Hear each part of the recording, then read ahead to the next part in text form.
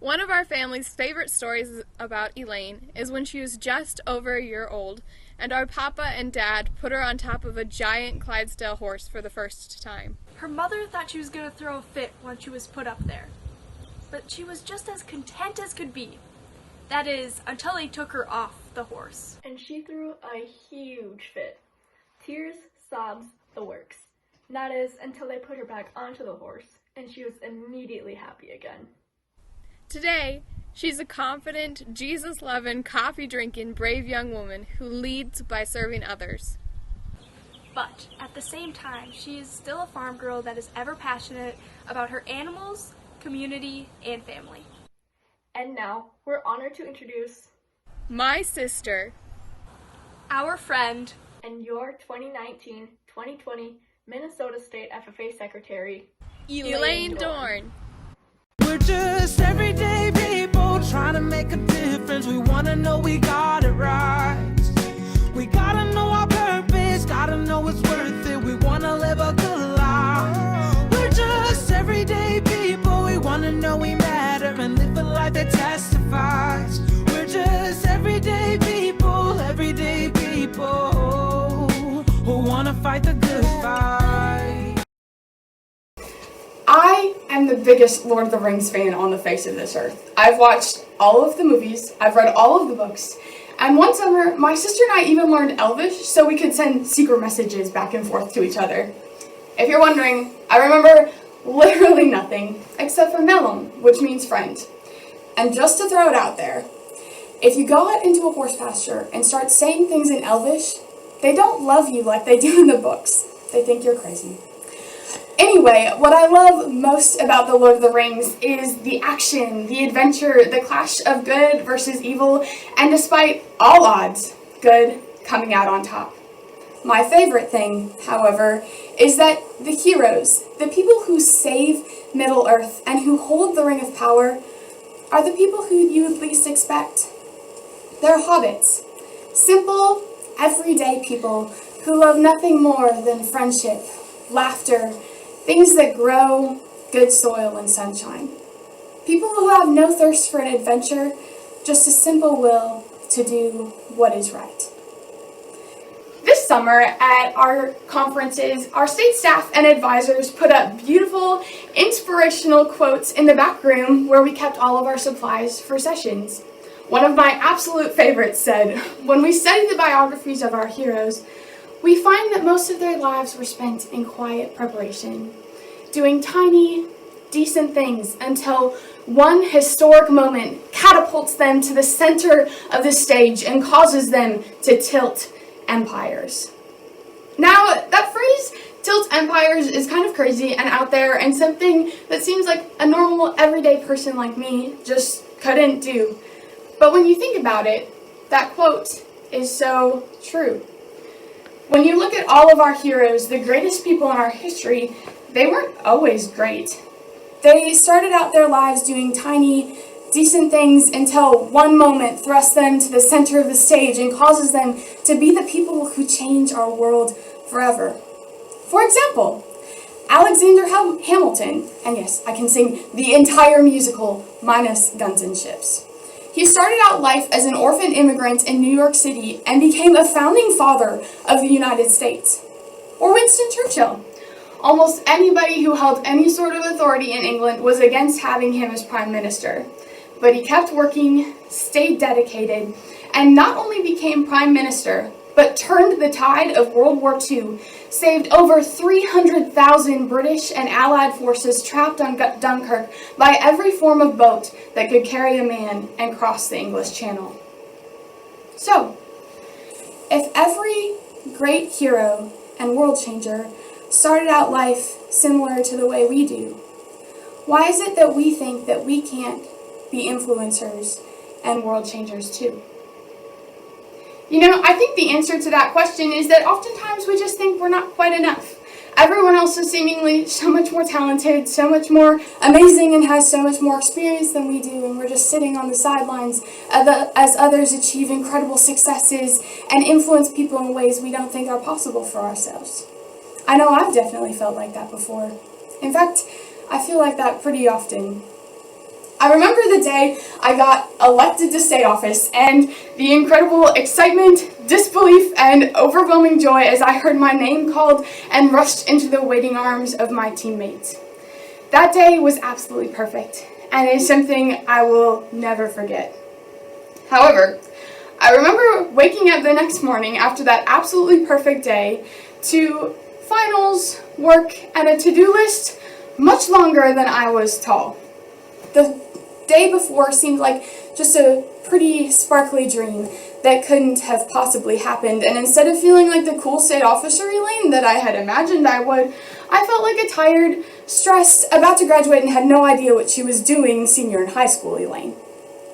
Well, finals week came and went, and as I walked across the stage to grab that piece of paper that I had worked so hard for, I again felt that niggling sensation that instead of feeling like an accomplished high school and college graduate, I was still that same confused, nervous, and shy person from a couple of weeks ago who didn't really know who she was and wasn't entirely sure what she was doing or if she could even face the challenges ahead of her. The next morning, shoving down those feelings, I hopped in the car, grabbed my suitcase, and went to meet my brand new teammates for our first week of training. As the week went on and I got to know these people better, I started thinking how incredibly amazing, how talented, and how incredibly better suited to this position they were than I am. I was never a region officer. I only started being involved in my chapter the second half of my junior year of high school. I only competed in general livestock judging, and I'd never even been to a session until the convention I got elected at.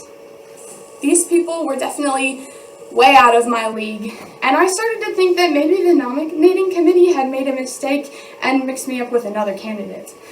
After a week of training, I went home and I poured my little heart out to my mom, telling her all of my doubts and fears and thinking that some mistake had been made. She quietly listened to my concerns, and when I had finished, she turned to me and said, "Elaine, comparison is the thief of all joy.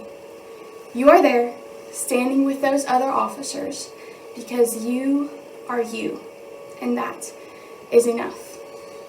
You don't have to be like your other teammates.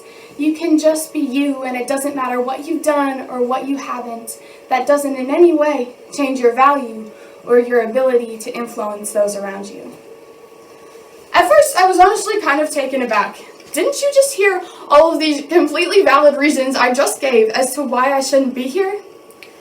But firstly, my mom is absolutely right. As usual, comparison really is the thief of joy, and the more you compare yourself, the less you're able to be confident in your own skin and your own abilities.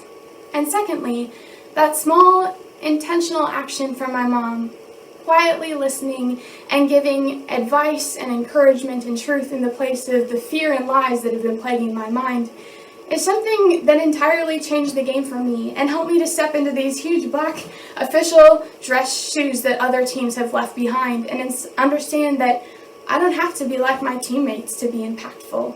I can just be me. And you might be thinking, but Elaine, I don't have a position or title. I don't even think anybody sees me or the effort I put in. That must mean that I just can't influence those around me.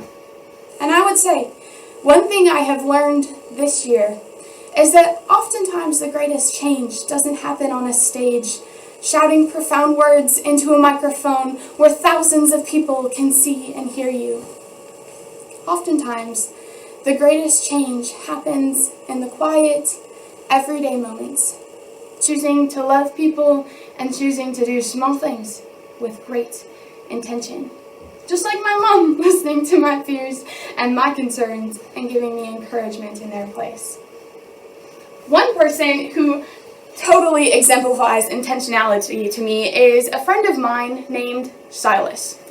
I met Silas the first week of my freshman year of college and attending church with some of my best friends. Silas was one of many people that I met that first week, and I was honestly just trying to take in the whole experience and this place and all these people. And the next week, when I came back to church, Silas was one of the first people to greet me at the door. He remembered my name, my major, my year in school, and all of the interests and enjoyments that I had shared with him the week previously. I was pretty taken aback and was like, who is this guy? How does he remember my name? And why does he care so much about one of many, many tiny little timid freshmen on the University of Minnesota campus that are new to this church? After a quick chat with Silas and then heading over to grab myself a cup of coffee, I noticed that Silas then continued to go on around the room, greeting every single person, remembering every single name, and listening intentionally to every single story. He wasn't doing it so people would see him. He was just doing it so that everyone who walked in that church would feel like they belonged, and that someone knew their name, and that someone cared that they had come to church that evening. He wasn't up on a stage shouting profound words into a microphone where everyone can see him. He was simply doing a tiny, decent everyday action, like remembering my name. But that small action, done with so much intention, is exactly what rocked my world and let me know that I was seen and I was valued. And I think that in and of itself is so incredibly profound.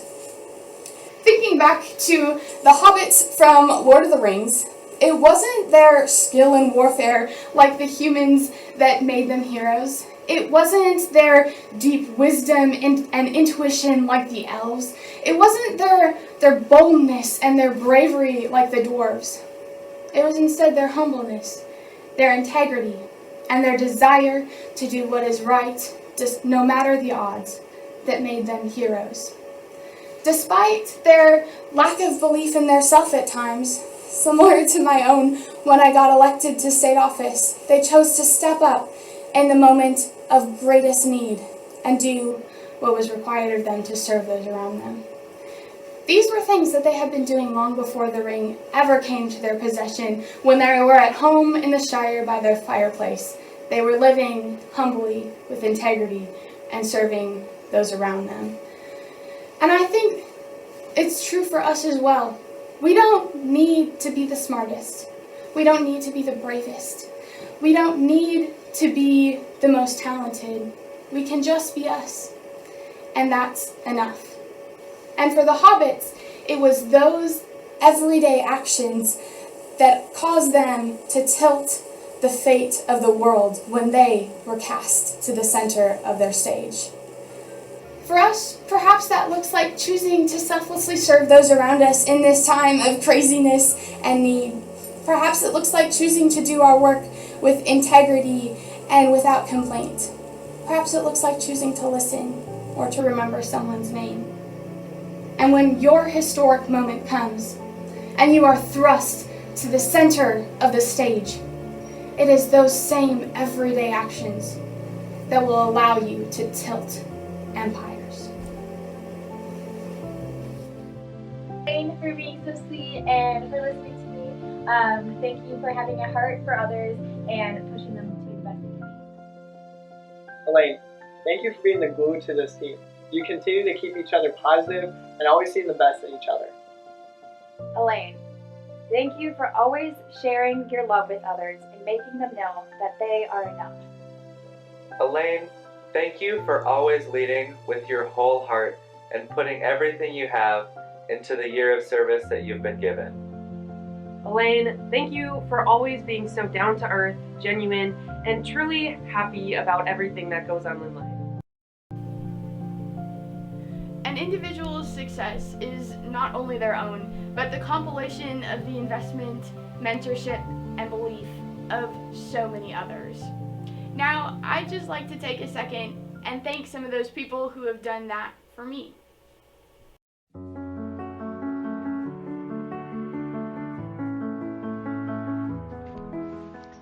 To my family, Mom, thank you for loving and believing in me unconditionally. Your heart for serving others and selfless leadership constantly inspires me. Without your guidance, I would not be the person I am, and certainly would not be standing here tonight. Dad, thank you for being my hero. I have never lacked for someone to look up to in my life because of the integrity-filled, compassionate example you set. I am so thankful for your constant encouragement to work hard, do my best, and put God and people first. Papa, Nana, and Auntie Wanda. Thank you for being my biggest supporters and loudest cheerleaders, and the reason I'm in FFA. I am so thankful for your place in my life, and I don't know where I'd be without you. Abby, Noah, Sophie, and Raina, thank you so much for your constant support and contagious energy. I have no doubt you will all accomplish incredible things, and I am so blessed to have you in my life. In case you don't live forever, let me tell you the truth. I'm everything that I am because of you. To my advisors, Mr. Terry, thank you for quietly pushing me to succeed and supporting me through every step of my FFA journey. I never once doubted your belief in me, and it allowed me to do more than I ever thought possible. Mrs. Addington, thank you for calling out the potential you saw in me and letting me know that I was capable of realizing it, even if sometimes I didn't see it in myself. I'm pretty sure it would kill me if you didn't know the pieces of me are pieces of To the Randolph High School administrators, Mr. Fisher and Mr. Kelly, thank you so much for your continued and unwavering support of the FFA chapter in Randolph. I know I am one of many students who has been changed by the FFA program, and I am so thankful for your part in ensuring that program is as strong and impactful as it is. I'm everything that I am. To my many incredible friends, John Maxwell got it right when he said you become the people you hang out with the most.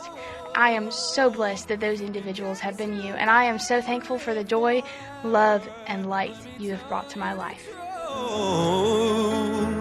As long as I'm here as I am, so are you. To all of those who I've mentioned and many, many more that I didn't, thank you so much for everything. I am so grateful.